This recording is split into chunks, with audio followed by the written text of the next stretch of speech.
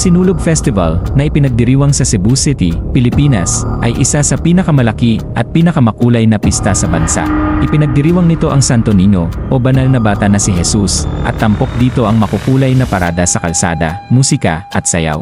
Ang sayaw ng sinulog ay nauuna pa kaysa sa pagdating ng Kristyanismo sa Pilipinas. Ang mga katutubong tao ng Cebu ay nagsasagawa ng isang ritual na sayaw na kahawig ng sinulog upang parangalan ang kanilang mga anito o mga espiritu ng mga ninuno o Diyos.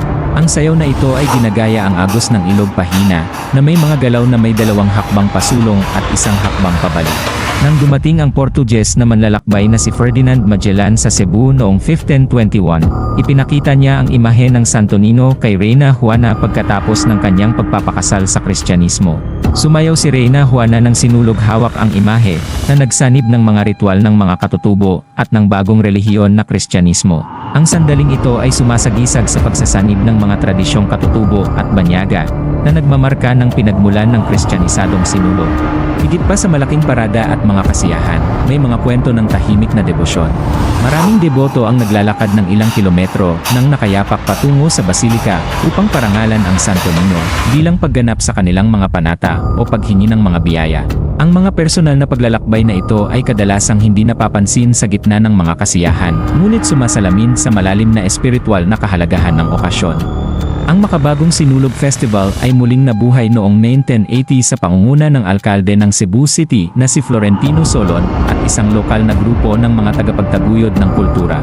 Layunin nilang itaguyod ang kultural na identidad ng Cebu. Sa paglipas ng panahon, lumaki ang sukat ng pista at nakakuha ng mga komersyal na sponsor na pinagsama ang relihiyosong debosyon at turismo pati na rin ang libangan. Ang Santo Niño de Cebu, na matatagpuan sa Basilica Minor del Santo Niño, ay pinaniniwala ang syaring imahe na ibinigay ni Magellan.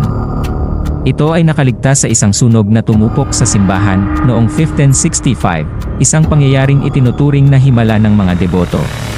May mga kwento na hindi gaanong kilala tungkol sa mga deboto na nag-aangking nakaranas ng mga personal na milagro na ipinagkaloob ng Santo Niño.